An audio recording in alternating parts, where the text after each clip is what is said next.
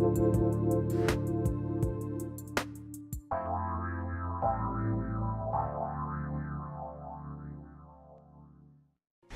everybody, welcome. It's so great to have all of you tune us in, turn us on, and thank you for joining us here today.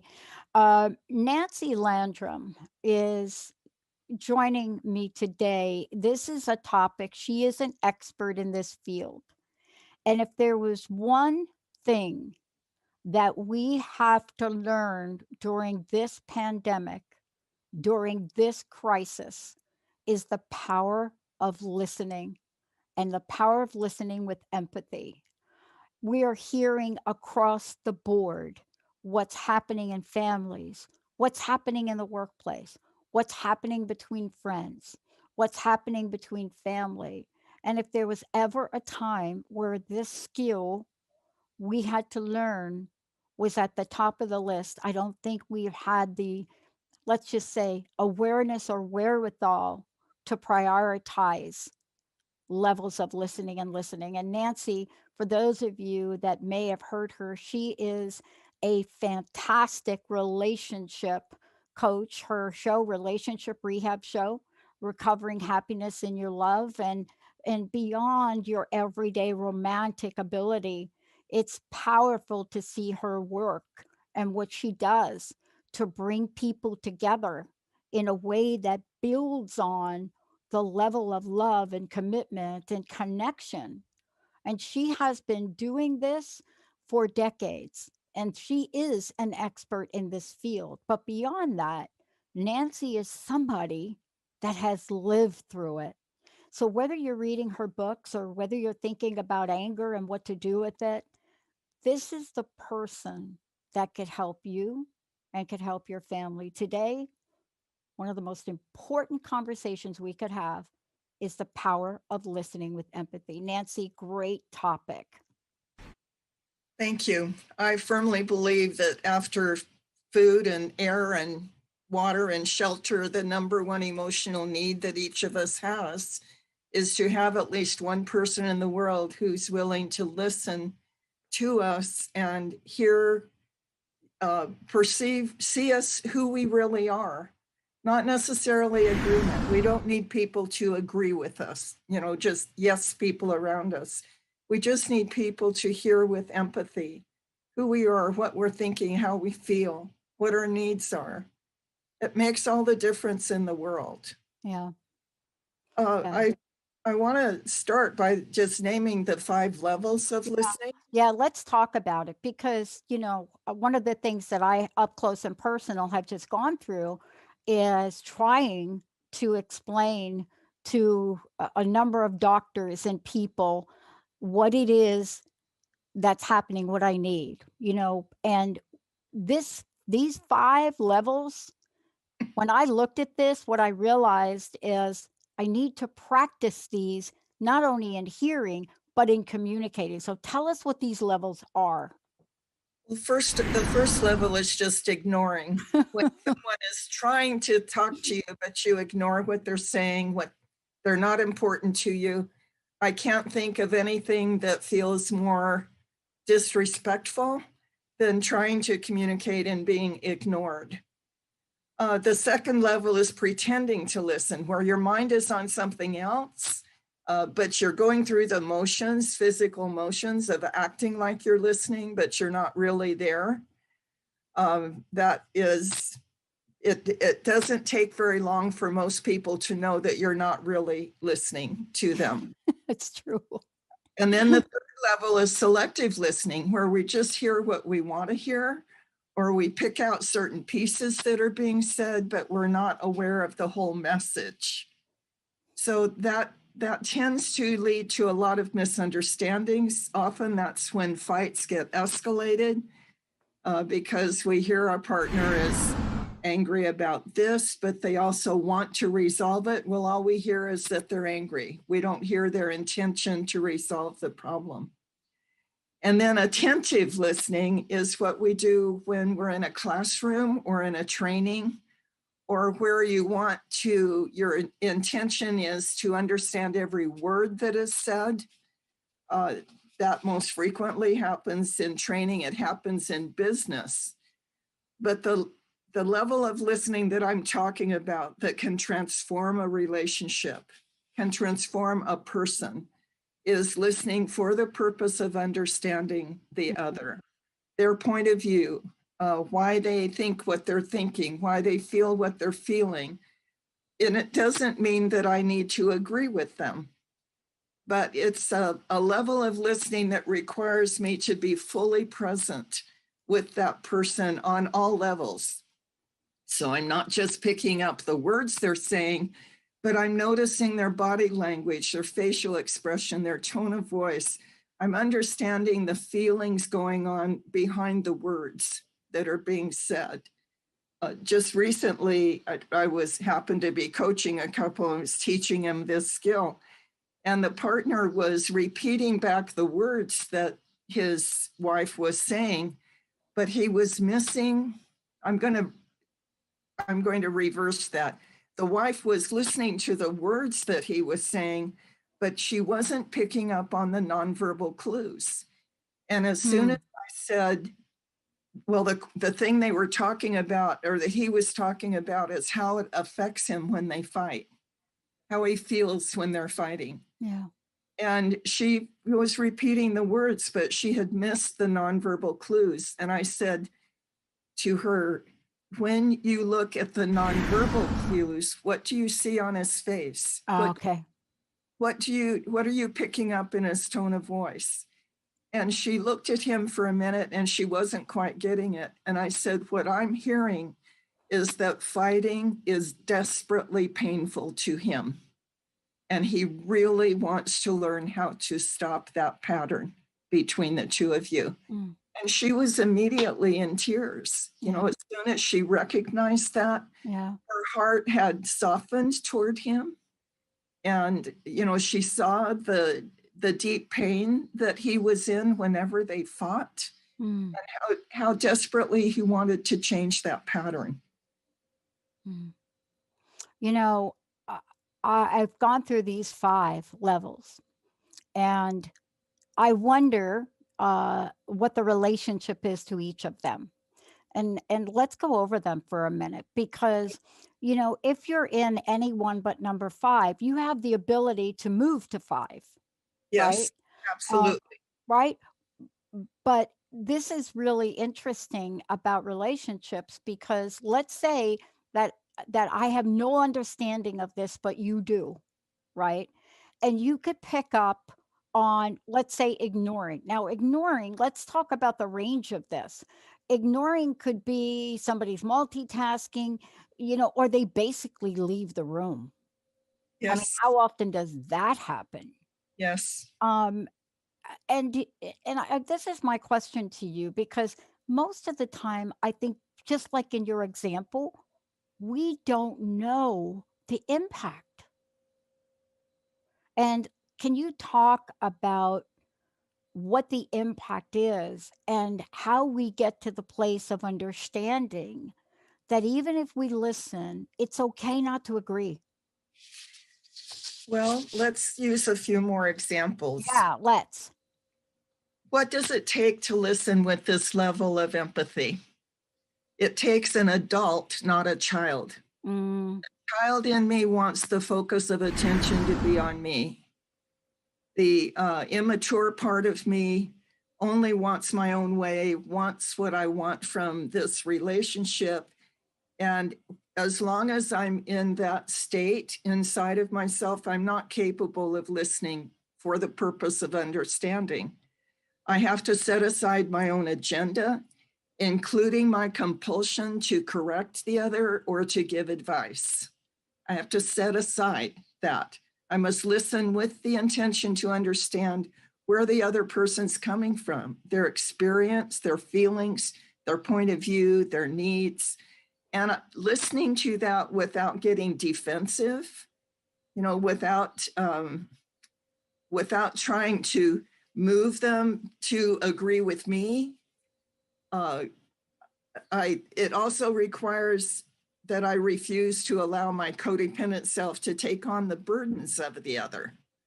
So if they're hurting, I need to listen with deep empathy but without resist the impulse to dive into the pit of whatever feelings they're expressing myself.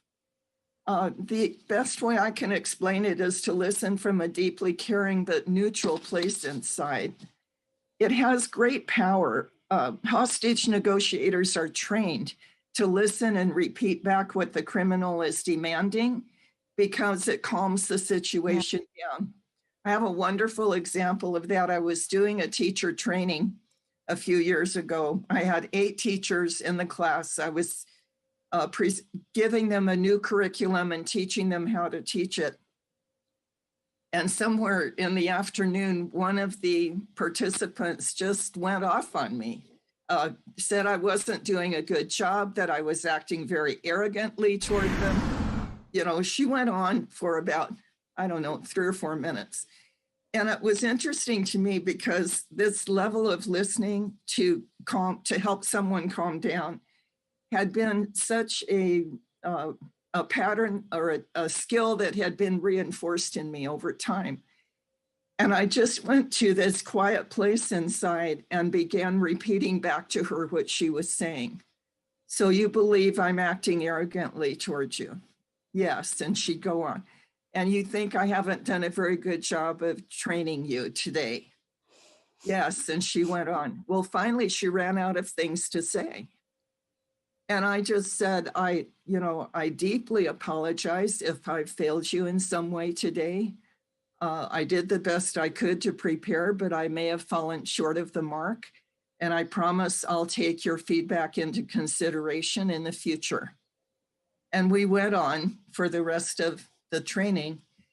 And when we were packing up to leave, she apologized to me. Mm. And on the way home, I was really proud of myself because I didn't go into this deep pit of, oh no, I did a terrible job. I just was kind of checked out in my own mind. Did anything she have to say, was it valid? Do I need to pay attention to that feedback? Or was she just having a bad day and we missed connections or whatever?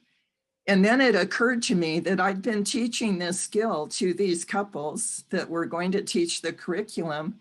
And I thought, what a perfect opportunity for them to learn how it works by watching this happen in a public, classroom. So repeating back in a caring, respectful way will calm down someone that's upset. One of my clients, his name is Chris, he had about a 9 or a 10-year-old son that would get very easily frustrated. They were working on homework and the boy got very frustrated and started crying and was complaining. And then Chris got frustrated with him and was yelling at him.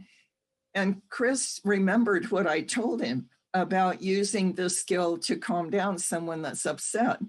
So he switched. You mentioned a minute ago that anyone on any of those levels switch. Yep.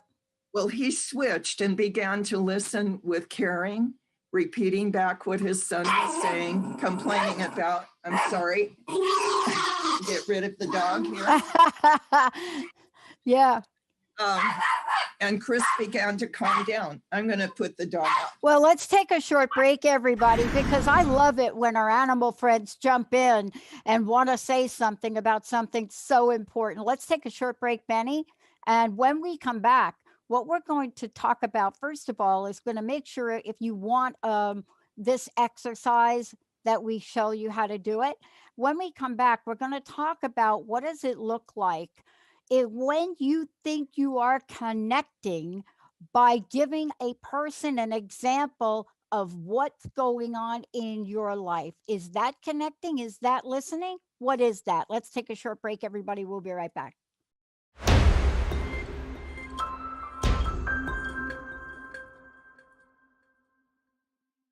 Hey, everybody, welcome back. And look if you want some help on this is the power of listening with empathy with Nancy Landrum joining me here today. Nancy, what is the best way for people to work with you, find out more? And also, how do they get copies of the exercise we're talking about today? Go to my website, nancylandrum.com, and there's a free download on the homepage that's called Communication. Does it connect or distance? And there's a list of common methods of communicating that create distance predictably. And then there's instructions for how to listen for the purpose of understanding. Awesome. Thank you for that. And people can work with you directly, just like the couple you mentioned. Yes. Yep. This is such an important topic that we don't even know that we're not doing this. So I want to ask you a question around this, and I know you've got an example of it. The question I want to ask you, and let me give you the scenario. We think we're listening and empathizing when you are talking to me about a life event and you're expressing this at a heartfelt way. And what we do is then jump in and say, you know, Nancy, I just went through that myself. I know how you feel. I just went through that. That happened to me, and this happened to me, and this happened to me. And we think, look at the great job I did. Well, that's a very common response. And what it does is it takes the focus of attention off of you and onto me and makes it about me, not about you. Very funny, now it's funny. When my first husband died at the memorial service, a woman I didn't even know came up to me and said, I know how you feel. I just lost my cat. Can you believe it? I was so stunned. My mouth just fell open. That was so stunning. But another friend, when I was talking to her about grief, in fact, then she began to talk about what she went through when her husband died. And she was a good enough friend that I said, you know, you stopped listening and began talking.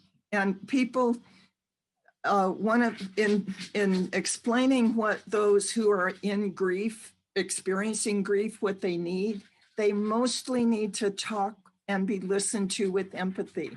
They don't need your examples. You know, they don't need you to say, well, this happened to me, so I understand how you feel.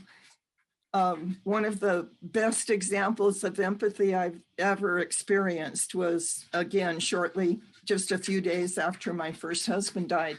And my sister was staying with me. And we sat down to have lunch. And as was our habit in those days, we bowed our heads to say grace. And I could not pray. I began crying. And when I finally looked, I had my head bowed with tears falling on my food. And when I looked up, my sister was just sitting there crying with me. And it still touches me to remember how deep the comfort was that she was grieving with me, that she wasn't trying to talk me out of my grief or, tell me it was going to be okay. It looked like the whole world had ended at that particular moment. Yeah. I want to go back to Chris and his. Yeah, please, because we have to learn. There's a part of this, even in my example and your example, there's a part of this that expresses ego in the forefront, and ego in the forefront doesn't allow, right? And that example I gave was ego in the forefront. And it doesn't mean we're attempting to do harm. I just don't think we know any better. But let's go back to your example. Well, Chris, when he was upset with his son because his son was upset, he remembered what I'd said about using that listening skill to calm someone down. And so he shifted and began to just repeat back to his son, so you're upset because, or you're having trouble with this homework assignment, it's frustrating you. And his son would say yes, and then talk some more.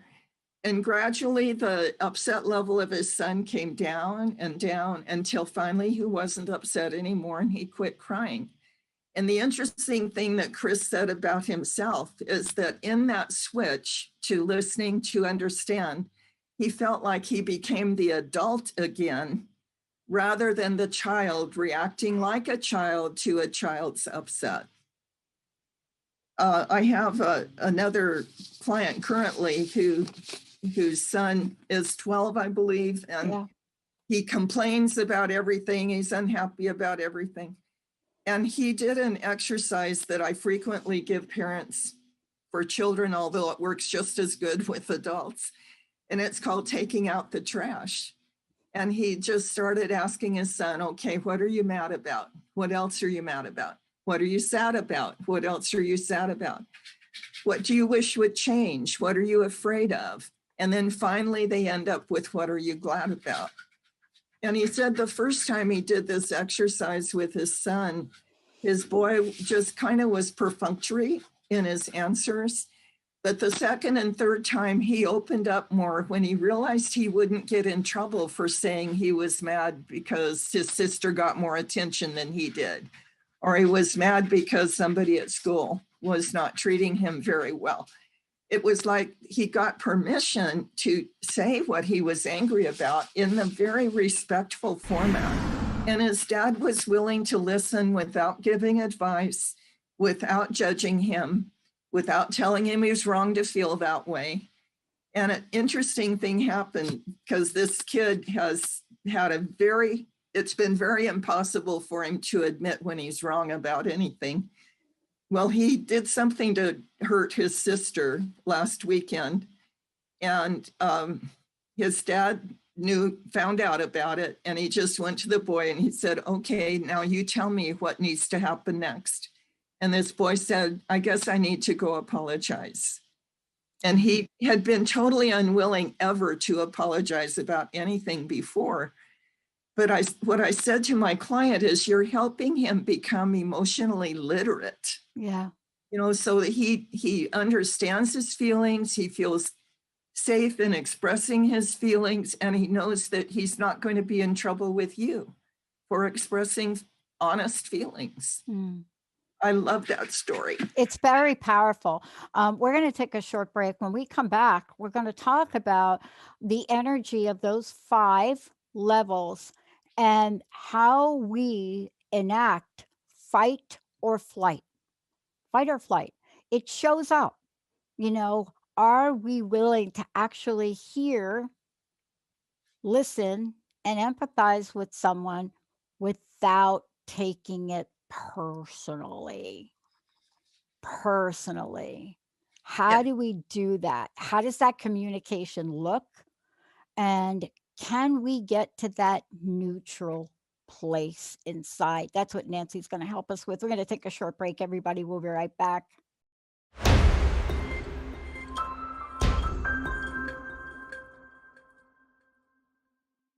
Hey, everybody, welcome back. This is about the power of listening with empathy, Nancy Landrum. For those of you out there, if you want some help on this, first of all, you could work with Nancy and go to her website, nancylandrum.com. But also, if you want to call into the show today or post a comment on Facebook, please go ahead. If you'd like some help in this area, if you find yourself in a situation where you don't know how to express yourself, or you're just frustrated about somebody not listening, or you're dealing with the same issues over and over and over again, you can give us a call right now live on the show and get some help. 1-800-930-2819, 1-800-930-2819. And Nancy, people can download the exercise, and we're going to talk about that, but there's an exercise that you have, and how did they download that? The communication download, the free download is on the homepage of my website. It's called How Do You Communicate, or Does Your Communicate Distance or Connect? And communication that connects has to include empathic listening. There's 2 sides. We have to deliver the message in a way that is non-threatening, that's non-attacking, but the listener needs to listen with empathy. It takes those 2. I remember I was coaching a couple that had been married for more than 30 years, and they'd been having the same fight for all of that time because the woman didn't feel heard. She didn't feel important. to her husband, like whatever she had to say or her opinions weren't valued. And when they learned the skill of listening for the purpose of understanding, and he was repeating back to her what she said, she began to cry. She said, "This is what I've wanted for over 30 years. You know, just the fact that you can repeat back to me in a caring way, a caring voice, what I just said reassures me that you're hearing me." And that's what I've longed for all these years. It was a major Mm, breakthrough for the two of them. Not too long ago, I was coaching a step couple, and the wife was having trouble with his relationship with his first family's children. And I described to them what a relationship triangle is, how one person feels caught between two or more people that they love and want to meet their needs. And I said to him, it must be very painful to feel torn between meeting the needs of your children from your first marriage and meeting the needs of your current wife and your younger children now. And it's like she had never put herself in his position to understand what a wrenching experience that was for him. What he really wanted was he wanted all of his children to be under one mm, roof and a happy little family. Well, usually step families don't work that way. It requires some special strategies in order to make that happen, and they're beginning to learn them. But she had, by listening to me express empathy to him, she was able to, more than she had in the past, put herself in his shoes and understand the pressure he was feeling. yeah. And you know, part of this, let's talk about a couple of these, the feelings that emerge. You know, I think I've heard more often, especially in some of the research I've done, and certainly you've heard this, that people feel invisible. They feel invisible. And it's not just the women that feel invisible. You know, sometimes men feel invisible. They feel like you're spending time with your mother. You call your mother every day. You call your sister. You go out with your girlfriends every day. But this feeling of invisible is really, it's real. Yes, And yet it almost sounds like you don't know what to do to help when somebody feels like that. But there is a solution, right? the solution is, well, first of all, I tell couples they need to have 2 dates every week. One date is for fun, to remember why they love each other and to have a good time together. But the other date is to have a real conversation where they each have a chance to speak and both of them are practicing listening to understand. This gentleman who was married to the woman for 30 years, he did not know how to give her what she needed. He loved her. He wanted to give her what she needed. She didn't know really how to express what she needed, and he didn't know how to give it to her. When she would bring up a problem, he thought it was his job to fix it. And Jim taught me that that's frequently what a man thinks when their woman brings up some problem, then he should just dive in and fix it. And I finally began to tell Jim, I don't need you to fix everything. I need you to hear me. And when he found out his assignment was just to listen with empathy and care about what I was going through or what I needed, then it took a lot of pressure off of him. He didn't have to fix everything I brought up that I needed to talk about. And you know what's interesting about that, Nancy? And let's really talk about this for a minute. Because even though the fix it doesn't work, there's a level of love, right? Mm-hmm. And somebody may just want things to be peaceful and they Yes. see it as not peaceful, or Yes. they see it as conflict, or they see it as, you know, this is something that we can just fix. How do we move a person who is so, "Mm, I fix everything," right? And, we have to look at the people that are fixers in a very open-hearted way, Of course. right? Because most of the time they're not fixing, because they got nothing better to do. They're trying to help a loved one get out of pain. It soothes my pain if I can suggest something that will soothe your pain, because it hurts me to see you hurting. So I want to fix it, and I fix it mostly by giving advice which hasn't been asked for. When you give advice that hasn't been requested, you're basically saying, I'm smarter than you. I can figure this out. It's not your job to figure it out, or you haven't been able to. Giving advice that hasn't been requested is one of the most disrespectful communication things you can do. If you've got advice that you think would be valuable, you ask for permission first. But most upsets can be resolved by simply listening with a caring attitude. I care about what you're feeling. You're hurting. You're feeling frustrated. I'm sorry that that's going on for you. Is there anything I can do that would help? In fact, after my son died, about a year later, a couple of friends asked to come over. And when they came in, they said, just tell us about Steve. And I thought, you're the only person in my world that has given me a chance to just talk about Steve. What was he like as a child? What was it like being his mom? What are you going through now? And all they wanted to do was just let me talk, and they were willing to listen.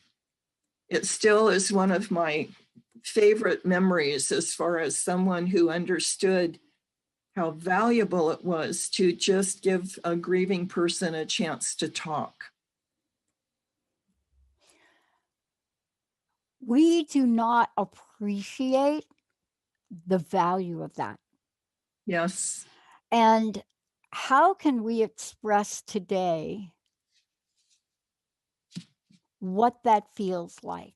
When you said you are the first folks, right? I think sometimes, Nancy, we don't know what to do when we see tragedy in another's life. We don't know what to say. But how beautiful was that? And what did that feel like for you? It felt so comforting to me. It was,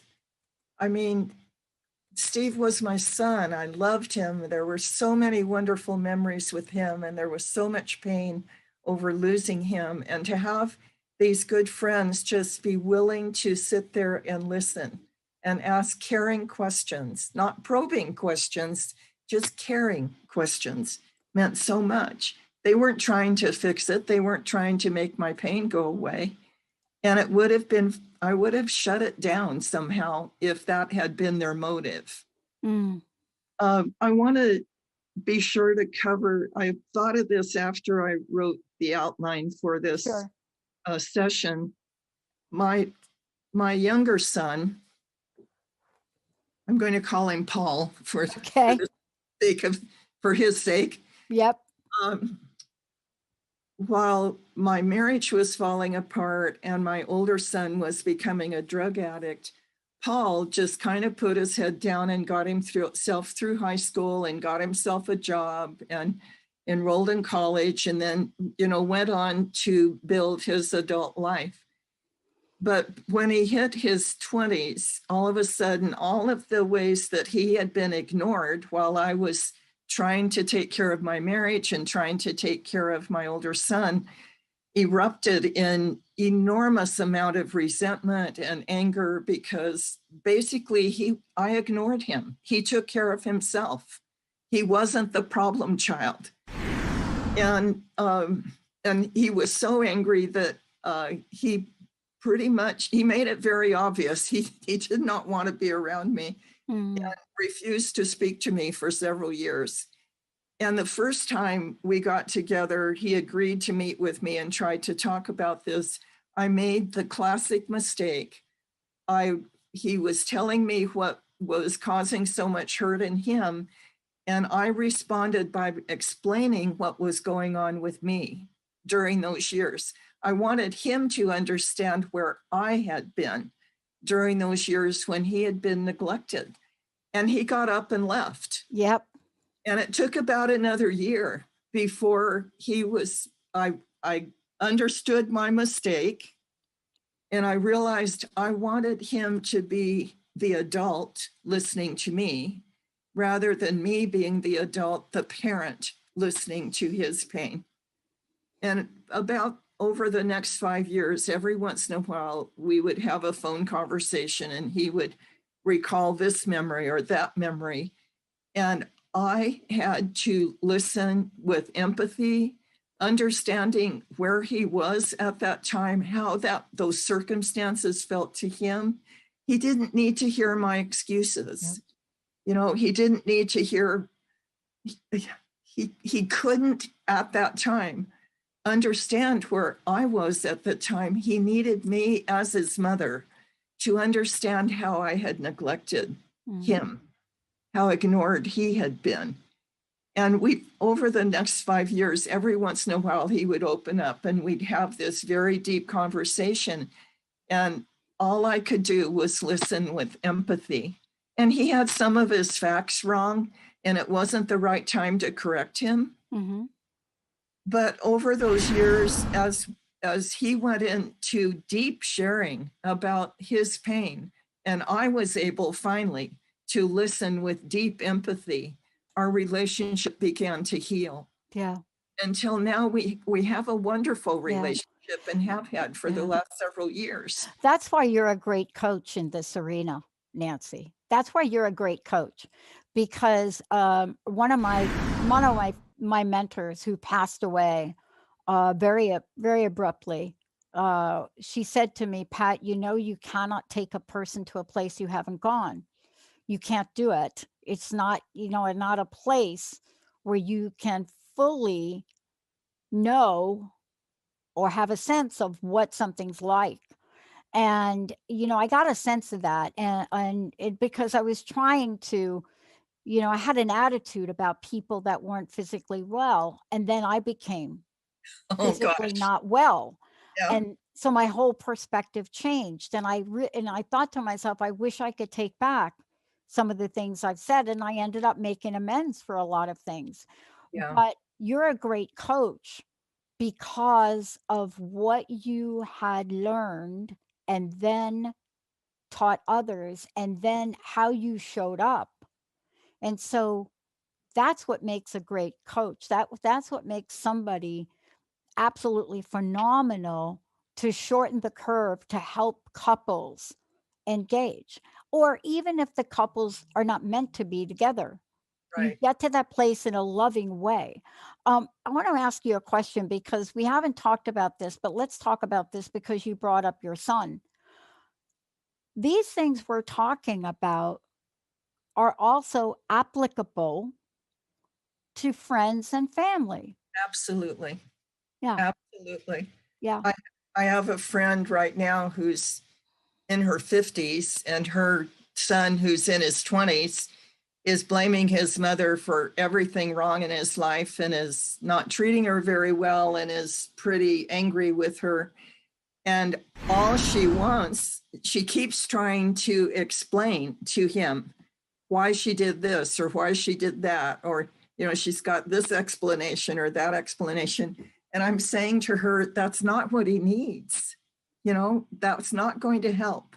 If you want the relationship to heal, you have to be willing to listen to his experience with empathy. And if you are fortunate, then someday that wound will gradually heal. And if you're fortunate, someday he'll be able to look at the situation from your point of view. But right now, he's not ready. He can't hear it. Yeah. Yeah. One of the things that we briefly talked about this in one of the previous shows, and I think you're going to continue to talk about this in upcoming shows, because what you're doing is relationship rehab, right? And Right. there are many forms and many aspects of this. But I will tell you this, since you did bring it up, one of the things that is so important and is not shared enough about 12-step programs is their absolute mentorship in communicating like that. Yeah. You know, you don't go through a fourth and a fifth step and a sixth and seventh without learning some skills so you can sit down and make an amends. Right. You know, and that is the process of listening to what the other person's experience is like Yeah. without justifying. And it is an excruciating process, but the program doesn't talk about it because they have this anonymity. But I will tell you this, there's a skill that each of us can learn, and this is so important for us to learn it. Now look, let's go to the phones. We've got somebody calling in. Let's go to the phones. Benny, who do we have? Janine calling in from Seattle. Hi, Janine. Hi, Janine. Hi. How can we help you today? Well, I just wanted to call in. It's been interesting listening to both you and Nancy.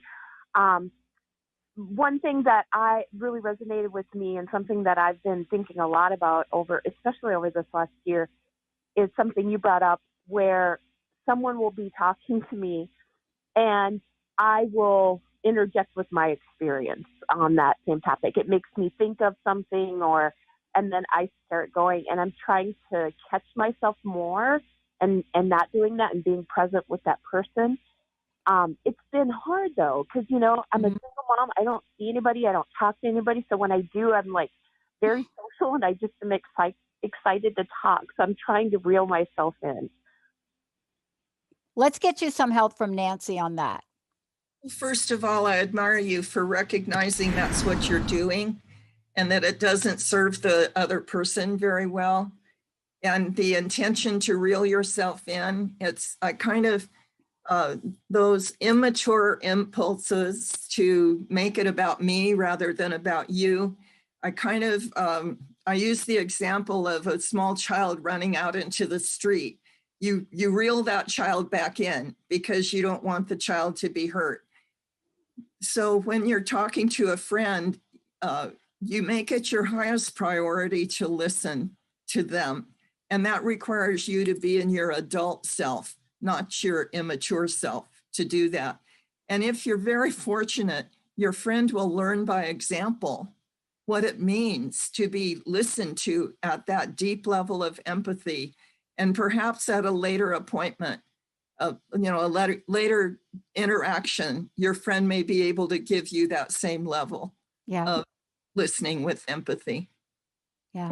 And I notice a lot of similar things along the lines of the communication where I feel people are just checked out and they're not even. And it's hard. It's you think some of these things would be just common sense and they're not. Yeah.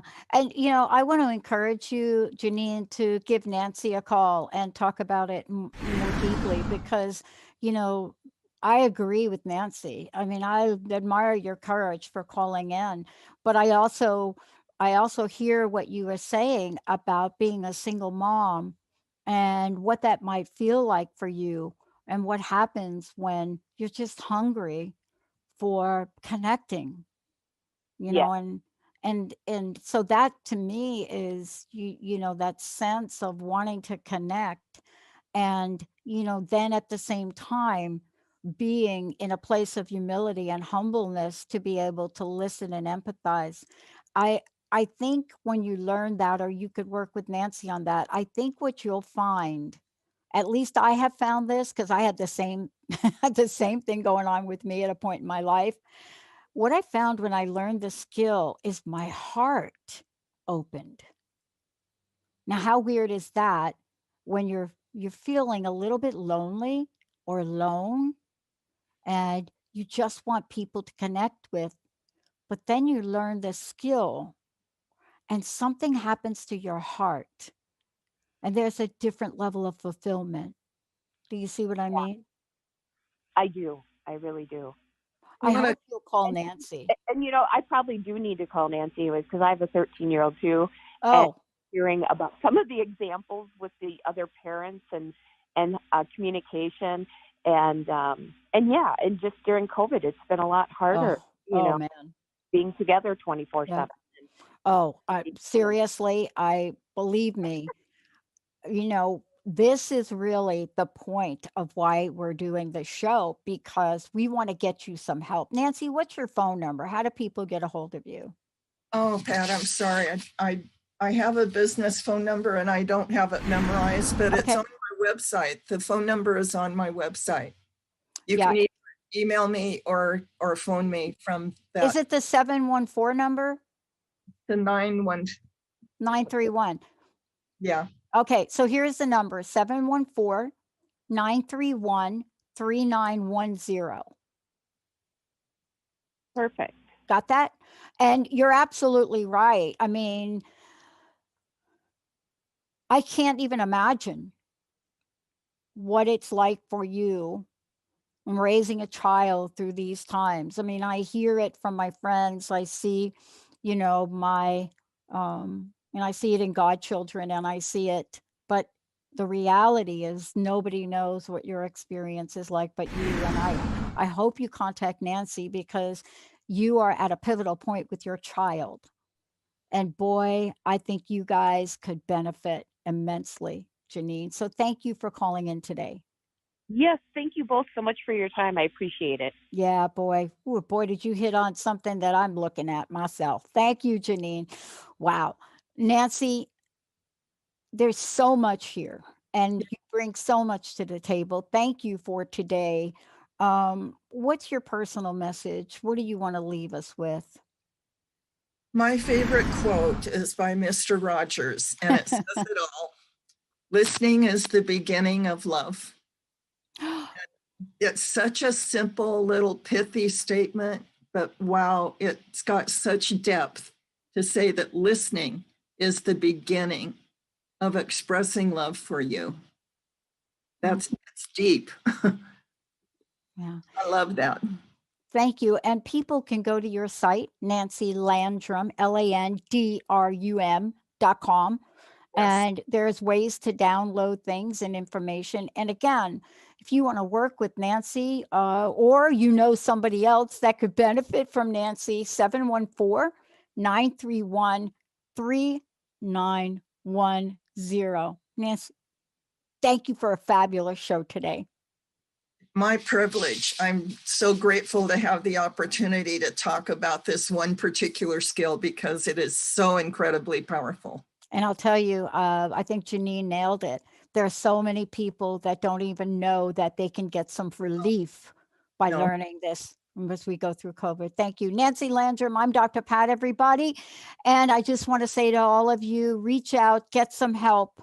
Believe me, your life will change. We'll see you next time.